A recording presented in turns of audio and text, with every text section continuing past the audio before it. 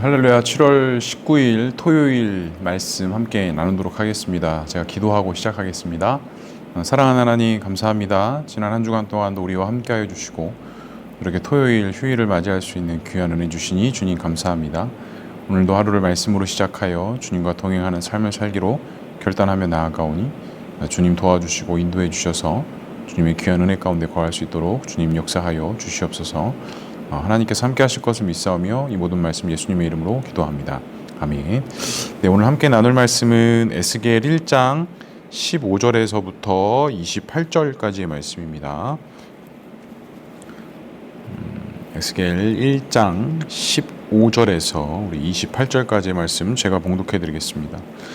내가 그 생물들을 보니 그 생물들 곁에 있는 땅 위에는 바퀴가 있는데 그 네 얼굴을 따라 하나씩 있고 그 바퀴의 모양과 그 구조는 황옥같이 보이는데 그 넷은 똑같은 모양을 가지고 있으며 그들의 모양과 구조는 바퀴 안에 바퀴가 있는 것 같으며 그들이 갈 때에는 사방으로 향한 대로 돌이키지 아니하고 가며 그 둘레는 높고 무서우며 그 네 둘레로 돌아가면서 눈이 가득하며 그 생물들이 갈 때에 바퀴들도 그 곁에서 가고 그 생물들이 땅에서 들릴 때에 바퀴들도 들려서 영이 어떤 쪽으로 가면 생물들도 영이 가려 하는 곳으로 가고 바퀴들도 그 곁에서 들리니 이는 생물의 영이 그 바퀴들 가운데 있음이라. 그들이 가면 이들도 가고 그들이 서면 이들도 서고 그들이 땅에서 들릴 때에는 이들도 그들 곁에서 들리리니 이는 생물의 영이 그 바퀴들 가운데 있음이더라. 그 생물의 머리 위에는 수정 같은 궁창의 형상이 있어 보기에 두려운데 그들의 머리 위에 펼쳐져 있고 그 궁창 밑에 생물이 날개가 서로 향하여 펴 있는데 이 생물은 두 날개로 몸을 가렸고 저 생물도 두 날개로 몸을 가렸더라.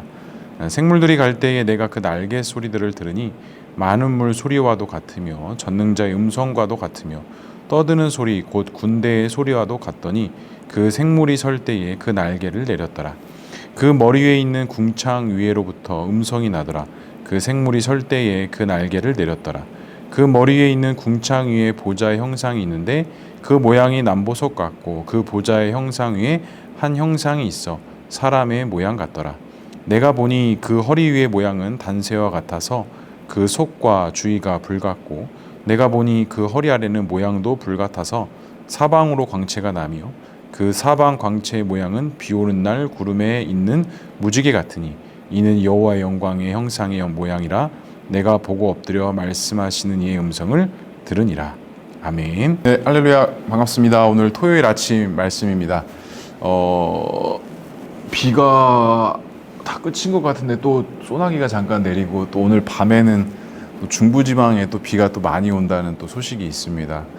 각별히 좀 운전하실 때 좀 조심하시고, 또 남쪽 지방에 비가 많이 왔다는데 제가 알기로 우리 고향 쪽이 그쪽이신 우리 성도님들 계시는데 또 가족분들 중에 또 피해가 없는지 좀 궁금하기도 하고 걱정이 되기도 합니다. 그러니까 참 이 물이라는 게 없어도 난리고 너무 많이 와도 참 문제인 것 같고, 아무튼 여러 가지로 상황적으로도 좀 많은 일들이 있었습니다. 뭐 좀 아파트에 불이 나서 한 명이 좀 돌아가셨다는 좀 기사도 제가 봤고요. 아무튼 이런 시간들을 좀 잘 또 우리가 지혜롭게 넘어가야 될 것 같습니다. 네, 사실은 어제 금요일부터 이제 에스겔 말씀이 들어갔는데 목요일 새벽은 이제 음성 소리만 올라갔고 금요일은 이제 아예 녹화가 안 되는 그런 일이 생겼습니다. 이제 뭐 특별한 일은 아니었고요. 이 녹화, 그러니까 방송실에 컴퓨터가 저희가 두 대가 있는데 이제 하나는 자막을 송출하는 컴퓨터, 하나는 이제 영상과 이제 음악을 송출하는 컴퓨터, 이게 좀 나뉘어져 있는데 요게 좀 이렇게 설정을 바꾸는 과정 속에 저희 지성이가 저한테 좀 알려줬어야 되는데 안 알려줘가지고 지난주 수요예배 끝나고 뭔가를 좀 바꿨던 것 같아요. 그래서 저한테 좀 말을 해줬어야 되는데 안 알려줘서 목요일 날도 녹화가 안 되고, 그래서 제가 재빠르게 아이패드에서 음성을 녹음해서 이제 목요일에 업로드를 했는데 금요일은 당연히 이제 그 옮긴 컴퓨터에서 녹화가 될 줄 알았는데 이제 저장 경로를 설정을 안 해놔가지고 아예 또 음성조차도 안 되는 그런 일들이 있었습니다. 그래서 오늘 토요일 말씀이 에스겔 이제 뒷부분인데 사실은 이제 초반부에 알아야 될 부분들이 있어서 금요일 말씀, 토요일 말씀을 좀 하나로 생각하고 좀 생각해 주시면 좋을 것 같습니다. 이제 디모데전서가 마치고 이제 에스겔 말씀으로 이제 매일 아침마다 나눌 것 같습니다.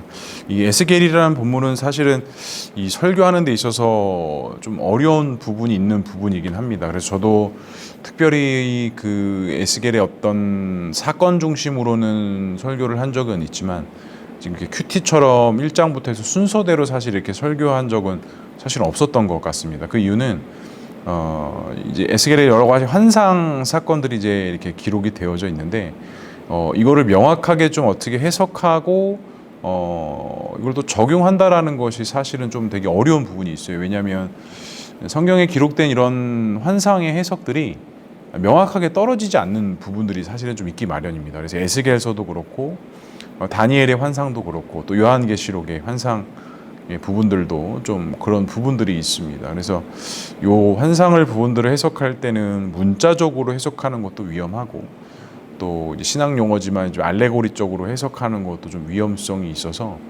사실은 설교하는 데 있어서는 조금 어려움이 있다라는 것. 그래서 이제 이단 사상에서도 보면 이런 환상의 사건을 가지고 되게 문자적으로 해석을 해서 상당히 많이 적용을 하고 좀 혹하게 하는 부분들이 있습니다. 왜냐하면 기성교회에서 이런 에스겔이나 다니엘 환상 이런 것들에 대한 명확한 뚜렷한 해석이 사실은 부족한 부분이 있기 때문에 이제 이단 쪽에서는 이러한 부분들이 있어서 뭔가 딱 떨어지는 어떤 해석들을 자신들이 하는 것처럼 하면서 이렇게 말을 하다 보니까 일반 성도들로 하여금은 좀 혹하게 하는 좀 그런 부분들이 없지 않아 있긴 합니다. 근데 이제 이런 환상의 기사 사건들을 좀 우리가 볼 때 성경을 볼 때 항상 이런 눈을 가져야 되는 것 같아요. 어떤 파트들은 좀 큰 숲의 눈으로 바라봐야 되는 부분들도 있고 또 어떤 부분들은 세밀한 나무를 좀 봐야 되는 좀 부분들도 있기 마련입니다. 사실은 이 두 가지 측면을 다 보고 있어야 되는 건 마찬가지인데 사실 우리가 이런 좀 환상의 사건들을 이야기 볼 때는 이 나무 하나하나의 어떤 그런 의미, 단어를 찾고 구하기보다는 좀 넓은 의미에서 사실은 접근해야 좀 우리가 좀 쉽게 받아들일 수 있고 좀 쉽게 수용할 수 있는 부분들도 있다라는 것을 꼭 기억하셨으면 좋겠습니다. 그래서 위대한 설교자였고 신학자였던 칼빈도 이 에스겔의 환상의 부분에 대해서 정확하게 설교하고 해석하는 것은 불가능하다 말할 정도로 사실은 이 에스겔에 담고 있는 여러 가지 하나님께서 보여주셨던 환상, 특히 1장에서 기록되어져 있는 이 여러 가지 내 생물의 모양들에 대한 이야기들이 사실은 뭐다 딱 이렇게 뭔가 명확하게 사실은 떨어지지가 않습니다. 그렇지만 이런 부분을 통해서도 우리가 우리의 삶에 좀 적용할 수 있고 좀 생각할 수 있는 부분들은 과연 무엇이 있는지 좀 말씀을 나누고자 합니다. 에스겔은 이제 그 이름에서 가지고 있는 뜻이 있어요. 하나님께서 강하게 하신다라는 뜻을 가지고 있고 이 에스겔은 이제 이 바벨론의 포로로 이제 잡혀갔던 그러니까 느부갓네살의 왕에 의하여 이제 포로 생활 가운데 있었던 가운데 하나님의 부름을 받고 하나님의 선지자적인 사명을 감당합니다. 그런데 1장 3절에 보면 그가 제사장의 아들 부시의 아들이었다라는 기록이 있습니다. 그러니까 에스겔은 분명히 제사장 가문이었어요. 이 제사장 가문은 되물림되었기 때문에 이가 제사장으로서 어떤 하나님의 일을 하고 성전 중심의 삶을 살아가는 자였는데 사실 지금은 포로 가운데 포로 생활을 하고 있는 자가 바로 에스겔이었다라는 것입니다. 그래서 1장 1절에 보면 30째 해 넷째 달 이렇게 했는데 여기서 30째 해라는 건 성경 해석자들이 추측하기를 아마 에스겔의 나이일 것이다 라고 이야기를 해요. 그래서 에스겔의 나이가 지금 한 30세 정도 됐을 것이고 지금 포로 생활한 지는 2절에 보면 여호야긴 왕이 잡힌 지 5년이 지난 그때예요. 그러니까 이제 아마 에스겔은 25살 때 포로로 끌려왔고 약 5년간의 포로 생활 동안 어떻게 보면 고향을 등지고 자신의 사명과 사역지가 없은 채 어찌 보면은 좀 힘들고 어려운 시간들을 사실은 보내고 있었을 것이다 라는 게 오늘 1장의 사실은 배경입니다. 그런 가운데 어땠습니까? 하나님께서 오늘 이 에스겔을 부르셨습니다. 에스겔을 부르시고 이 에스겔에게 환상을 보여주시면서 이제 에스겔이 나아가야 될 길과 방향이 무엇인지를 분명히 말씀하셨다라는 것이죠. 그래서 사실은 뭐 금요일날 나눴던 말씀이긴 하지만 3절에 이렇게 말씀합니다. 제사장 에스겔에게 특별히 임하고 여호와의 권능이 내 위에 있으니라라고 이렇게 이야기해요. 그러니까 5년간의 포로 생활 가운데 하나님의 임재와 하나님의 역사가 지금 이 에스겔 가운데 임하였던 것이에요. 그러니까 하나님이 에스겔을 찾아오신 것은 그가 제사장으로서의 어떤 사명과 사역들을 감당하고 있을 때 찾아오신 게 아니라 어찌 보면 에스겔 입장에서는 가장 절망적이고 빛이 보이지 않는 그 포로 생활 속에 하나님께서 에스겔을 찾아오셨고 그 위에 하나님께서 임재하셨고 또 하나님의 권능이 내 위에 있다라는 고백을 에스겔이 했던 것처럼 하나님의 그 특별한 부르심과 은혜가 이 포로 생활을 한 지 5년이 지났을 때에 에스겔에게 임하였다라는 것입니다. 얼마나 큰 감격이었겠습니까? 얼마나 큰 하나님의 축복이었겠습니까? 그런 가운데 이제 하나님의 이제 환상이 주어집니다. 하나님의 환상이 주어지면서 이제 내 생물에 대한 이야기가 나옵니다. 이 내 생물은 사실은 다니엘서나 계시록에서도 동일하게 기록이 됩니다. 그래서 이 내 생물이 이제 가지고 있는 것은 하나님의 영광, 하나님을 영위하고 보호하는 어떤 상징적인 그런 매체들을 나타낼 때 이 내 생물을 이야기해요. 근데 그 내 생물에 대한 모습을 자세하게 묘사하는데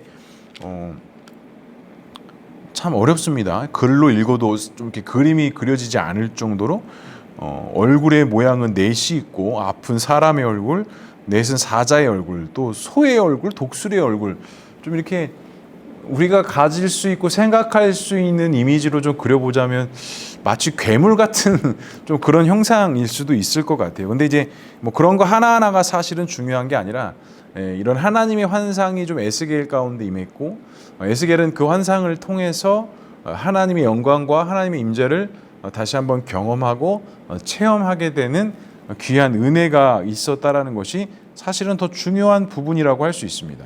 그리고 오늘 우리가 읽었던 15절 이후부터 보면 이 하나님의 환상에 이 바퀴의 모양이라는 말이 참 많이 등장을 합니다. 그래서 여기서 이제 바퀴라는 것은 주로 이제 마차를 의미하는데 이 성경에서 이 바퀴가 나왔을 때는 주로 어떤 용사의 이미지들을 가지고 있다고 해요. 그러니까 하나님께서 에스겔에게 어떤 환상을 보여주시면서 어떤 바퀴의 모양, 오늘 보면 그 생물의 영이 그들 바퀴 가운데 있다라고 이렇게 말씀하시고 21절에도 그 생물의 영이 그 바퀴들 가운데 있음이더라 라고 하면서 이렇게 한 세 부분 정도에서 이 바퀴가 등장합니다. 그 가운데 생명이 있었다 라고 이렇게 또 말씀하고 있어요. 그러니까 하나님의 살아나심과 역사하심의 그 인도하심의 은혜가 지금 그 에스겔의 어떤 삶, 이스라엘 백성들 가운데 있었다라는 것, 그리고 하나님께 다시 이 범죄한 이스라엘 백성들을 하나님의 구원의 약속에 은혜하여서 다시 한번 건져내 주시고 인도하여 주신다라는 그런 의미로 또 그런 우리가 해석으로 좀 생각해 보면 참 좋을 것 같습니다. 그래서 이제 1장에서에 나와 있는 부분들은 이제 그 에스겔의 부름과 그 에스겔에 보여주신 환상을 통해 하나님의 음성을 듣고 하나님의 그 역사와 인도하신 가운데 에스겔이 쓰임 받기 시작하는 그 첫 단추가 끼워졌다라는 것이죠. 성도 여러분, 우리 역시도 하나님의 인도하심과 도우심 속에 하나님께 쓰임 받는 삶을 살아가고 있습니다. 하지만 우리가 반드시 꼭 기억해야 할 것이 있다라고 한다면 그 모든 권력과 그 모든 힘은 사실 하나님께로부터 오고 있다는 사실을 절대로 잊어서는 안 된다는 것입니다. 내가 가진 힘으로 하는 것 같고 내가 가진 역량으로 하는 것 같지만 절대 그렇지 않다라는 것입니다. 하나님의 도우심, 하나님의 역사하심, 또 하나님의 그 함께하심의 은혜가 있기 때문에 사실은 이 모든 것들이 가능할 수 있다라는 것을 우리가 반드시 기억해야 된다라는 것. 그래서 간절히 축복합니다. 우리의 모든 과정과 은혜가 하나님의 그 도우심 가운데 있기를 소망합니다. 그래서 오늘 하루의 삶도 믿음으로 살아가는 것이 다른 것에 있는 것이 아니라 그 하나님의 손 가운데, 하나님의 그 인도하심 가운데, 그 하나님의 역사하심과 임재함 가운데 그것이 우리의 머리 위에, 우리의 심령 속에 있다는 것을 꼭 기억하시고 오늘 하루도 그러한 믿음과 소망으로 편안한 쉼을 누리고 안식할 수 있는 저와 우리 모두가 될 수 있기를 주님의 이름으로 간절히 축복합니다. 기도하겠습니다. 사랑과 은혜가 충만하신 하나님 아버지 은혜를 감사합니다.